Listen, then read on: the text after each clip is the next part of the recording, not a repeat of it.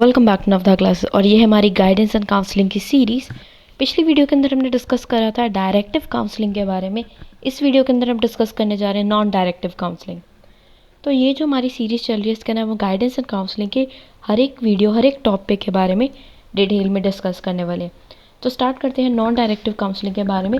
इसको हम permissive counselling भी बोलते हैं या फिर क्लाइंट सेंटर्ड काउंसलिंग। इसको क्लाइंट सेंटर्ड क्यों बोलते हैं, इसके पीछे एक स्टोरी है। कार्ल रॉजर्स नाम के एक साइंटिस्ट थे। वो यूनाइटेड स्टेट में एक ह्यूमन थेरेपिस्ट थे।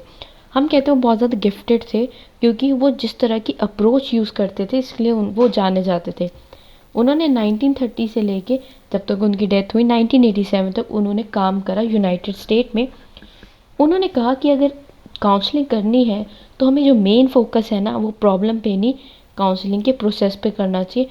और जो काउंसली है, क्लाइंट या प्यूपिल है, उस पर सारा फोकस होना चाहिए, काउंसलर पे या फिर प्रॉब्लम पे नहीं। वो कहते हैं कि अगर हम एक्टिव रोल प्ले करेंगे काउंसलिंग में, हमें ग्रोइंग प्रोसेस पे ध्यान देना है। ग्रोइंग प्रोसेस का मतलब जिस काउंसलिंग की हम काउंसलिंग कर रहे हैं, अगर हम उसी को इस हिसाब से बना दें, उसी को इस तरह हिसाब से डेवलप कर दें कि अगर कोई भी प्रॉब्लम आए फ्यूचर में वो उसको सॉल्व कर सके। तो हाँ, यहाँ पर हमने मेक श्योर करना है कि प्रॉब्लम तो सॉल्व हो, बट जो काउंसली है यानी कि प्यूपिल या स्टूडेंट है उसका बिहेवियर भी चेंज हो जाए, इस हिसाब से मॉडिफाई हो जाए कि कल को कोई और प्रॉब्लम भी आए तो उसको काउंसलर की ज़रूरत ना पड़े, वो इतना कैपेबल हो जाए कि प्रॉब्लम को सॉल्व कर ले। तो हमने यहाँ पर एक रैपिड एक इस तरह का रिलेशनशिप बिटवीन करना है काउंसलर और काउंसली के बीच में एक ऐसा म्यूचुअल ट्रस्ट हो, अंडरस्टैंडिंग हो, ताकि हम इस प्रोसेस पे काम कर सकें। और इसमें जो काउंसलिंग होगा उसको अपनी सारी की सारी इन्फॉर्मेशन जैसे जो भी प्रॉब्लम से रिलेटेड है वो काउंसलर को बतानी है। यहाँ पर काउंसलर सॉल्यूशन डायरेक्ट नहीं बताएगा, यहाँ पर काउंसलर उसको असिस्ट करेगा, उसको समझाएगा किस तरह प्रॉब्लम को एनालाइज करते हैं, डायग्नोस करते हैं और कौन कौन से मेथड्स वो अप्रोच कर सकता है। तो यहाँ पर हम काउंसलिंग के बिहेवियर को चेंज करने वाले हैं, उसको सिखाने वाले हैं कि किस तरह वो प्रॉब्लम को सॉल्व करे, उसकी सिचुएशन कैसे एनालाइज करना है, प्रॉब्लम को सेंसेस फ्यूचर डेवलपमेंट सब कुछ सिखाया जाएगा। हमें उसको पूरा बना बनाया सॉल्यूशन नहीं देना, उसको खाली वो सॉल्यूशन तक पहुंचने में हेल्प करनी है। इसलिए इस टेक्निक को परमिसिव काउंसलिंग भी कहते हैं। अगर कभी भी इस तरह की काउंसलिंग में एंटर करना है तो मेक श्योर जो काउंसली है यानी कि जो स्टूडेंट है वो मैच्योर या ग्रोन अप हो, ताकि वो सेल्फ डायरेक्शन में जो हम गाइड कर रहे हैं उसको अंडरस्टैंड कर सके। प्यूपिल परसेप्शन ऑफ रिलेशनशिप, यहाँ पर जब प्यूपिल आता है काउंसलर से हेल्प लेने के लिए, उसको पता होना चाहिए कि काउंसलर उसको एक्सेप्ट करे। तो इसलिए उसको अपनी सारी बातें ट्रूली मतलब बिना किसी झूठ के सब कुछ बता देना चाहिए काउंसलर को।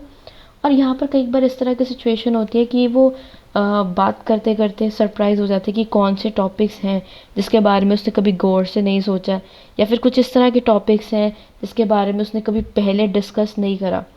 तो यहाँ पर जितनी भी चीज़ें जब वो काउंसलर को बताता है तो उसका ब्रेन थोड़ा सा डेवलप होता है। और यहाँ पर ही find out that he is talking with the person who tries to understand him. तो जो काउंसलर है उसका मेन काम है कि काउंसली यानी कि स्टूडेंट को समझना। अगर वो उसको अंडरस्टैंड करेगा, उसकी वो क्या कहना चाहता है, उसकी फीलिंग्स को अंडरस्टैंड करेगा, तभी वो एक सही डायरेक्शन उसको दे पाएगा, असिस्ट कर पाएगा कि किस तरह वो अपनी प्रॉब्लम को सॉल्व कर सके। और हाँ, मेक श्योर कि जो काउंसलर है वो इस सारे प्रोसेस के बाद सारे जितने भी रिलेशनशिप उसने बिल्ड करे हैं काउंसलिंग के साथ उसको टर्मिनेट कर दे, उसको एंड कर दे। क्या क्या स्टेप्स है इसके अंदर है, तो टोटल 5 स्टेप्स है। मेक श्योर मैंने आपको पहले भी बताया कि जब भी आंसर हो आपने फ्लो चार्ट, डायग्राम, किसी भी तरह का कुछ प्रेजेंटेबल बनाना है। जितना आप प्रेजेंटेबल रखोगे अपने आंसर को उतने मार्क्स के चांसेस इंक्रीज हो जाते हैं। तो सबसे पहले है कि जो काउंसली है वो अपनी प्रॉब्लम को डिफ़ाइन करेगा। फिर जो काउंसली है वो अपने सारे के सारे थॉट्स, फीलिंग्स जो है उसके अंदर उस प्रॉब्लम से रिलेटेड वो सजेस्ट करेगा। अब जो काउंसली है उसकी फीलिंग्स भी आइडेंटिफाई हो चुकी है कि वो एग्जैक्टली क्या फील कर रहा है। अब उसकी प्रॉपर राय जानी जाएगी और उसको गाइड किया जाएगा और लास्ट में काउंसलिंग का सेशन एंड हो जाएगा। यानी कि यहाँ पर सारा का सारा जो प्रोसेस है वो काउंसलर कम काउंसली यानी कि जो स्टूडेंट है उसको ज़्यादा करना पड़ रहा है। वही प्रॉब्लम को एक्सप्लेन कर रहा है, वही अपनी फीलिंग्स एक्सप्लेन कर रहा है, उसकी फीलिंग्स को वो समझ रहा है कि एग्जैक्टली क्या प्रॉब्लम है। फिर वो इनसाइट यानी कि उसको डीपली अंडरस्टैंड कर सकता है कि अच्छा प्रॉब्लम ये है एग्जैक्टली। और फाइनली उसका सॉल्यूशन ढूंढने के बाद जो काउंसलिंग का प्रोसेस है वो टर्मिनेट होता है, एंड होता है। तो ये इतना इजी नहीं है, ये काफ़ी शॉर्ट में फ्लो चार्ट बना था, इसको डिटेल में पढ़ते हैं। सबसे पहले सीकिंग हेल्प, कि जो प्यूपिल होना चाहिए यानी कि जो स्टूडेंट होना चाहिए उसको पता होना चाहिए कि अब उसको हेल्प की ज़रूरत पड़ेगी, ये प्रॉब्लम सॉल्व नहीं हो रही है। तो पहला स्टेप है हेल्प लेना। दूसरा है डिफाइनिंग द सिचुएशन। कई बार लगता है कि ये सिचुएशन को डिफाइन करना ईजी है, बट इतनी सारी जो प्रॉब्लम हो रही है उसको वर्ड्स के अंदर पुट करना और किसी दूसरे को एक्सप्लेन करना मुश्किल होता है। तो हाँ, सिचुएशन को डिफाइन करना बहुत ज़्यादा ज़रूरी है। फिर है फ्रेंडली एटीट्यूड, ये पार्ट बहुत ज़्यादा इंपॉर्टेंट है। रीज़न, अगर जो काउंसलर है वो फ्रेंडली एटीट्यूड अपनाएगा, फ्रेंडली एटीट्यूड अपनाने से क्या होगा कि जो काउंसली है, जो स्टूडेंट है, वो ओपन फील करेगा और अपनी फीलिंग्स और थॉट काउंसलर को बताएगा। फिर काउंसलर का काम है कि उसकी फीलिंग्स को अंडरस्टैंड करना, क्योंकि फ्रेंडली रिलेशनशिप बनाना और प्रॉब्लम सुनने के बाद उसको अंडरस्टैंड करना इज़ इम्पॉर्टेंट। अंडरस्टैंड करने के बाद उसको एक्सेप्ट कर लेना है, चाहे जितने भी उसने स्टूडेंट ने पॉजिटिव चीज़ें बताई और नेगेटिव, उसको दोनों चीज़ें एक्सेप्ट करनी है। इनसाइट का मतलब होता है एक फ्री एक्सप्रेशन। फ्री एक्सप्रेशन मतलब क्या राय है उस पर्टिकुलर प्रॉब्लम के बारे में। फिर अब जो प्रॉब्लम को रिकॉग्नाइज़ किया गया है, एक्सेप्ट करके उसको सॉल्व करने के लिए अलग अलग प्रॉब्लम्स को सॉल्व करने के लिए सॉल्यूशन अपनाए जाएंगे। अब सॉल्यूशन को अपनाने के हम बोलते हैं पॉजिटिव स्टेप। एक वो उसको इनिशिएटिव करा कि चलो ये प्रॉब्लम का सॉल्यूशन था, इसको सॉल्व करने के लिए अब हम ये स्टेप उठाएंगे।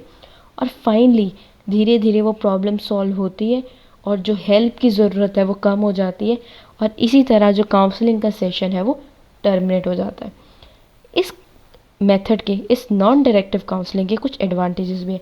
एडवांटेजेस ये है, ये स्लो प्रोसेस है, इसलिए जो स्टूडेंट है उसको जितनी भी तरह की एडजस्टमेंट करनी है वो कर सकता है। इसमें इमोशनल ब्लॉक रिमूव हो जाता है, क्योंकि यहाँ पर जो स्टूडेंट है उसको प्रॉपर फ्रीडम मिलती है कि अपने थॉट्स को एक्सप्रेस कर सके, जिससे उसकी टेंशन भी कम हो जाएगी। और यहाँ पर किसी भी तरह का कोई टेस्ट यूज़ नहीं होता है। इसके नुकसान भी ये है कि ये इतना डिटेल में है, स्टूडेंट अपने सारे थॉट एक्सप्रेस कर रहा है, यहाँ पर स्टूडेंट की बिहेवियर को पूरा चेंज करने का प्रोसेस है, तो टाइम ज़्यादा लगता है। इसलिए हम कहते हैं ये इसका एक डिसएडवांटेज भी है, बहुत ज़्यादा टाइम कंज्यूमिंग है। अगला कि यहाँ पर बहुत ज़्यादा इनिशिएटिव काउंसलर को लेना पड़ता है, काउंसलर को पूरी तरह से हेल्प करना पड़ता है। अगला, यहाँ पर पेशेंस की भी बहुत ज़रूरत है, क्योंकि काउंसलर को एक एक प्रॉब्लम, थॉट्स सारे के सारे सुनने पड़ते हैं पेशेंटली और बिना जज करे, चाहे वो थॉट रेलेवेंट हो या इररेलेवेंट हो। इसलिए ये थोड़ा सा टाइम कंज्यूमिंग भी है, पेशेंस भी ज़्यादा चाहिए और काउंसलर को इसमें ज़्यादा काम करना पड़ेगा। तो अगला है इलेक्टिव काउंसलिंग, इसको हम नेक्स्ट वीडियो के अंदर डिस्कस करेंगे। Thank you.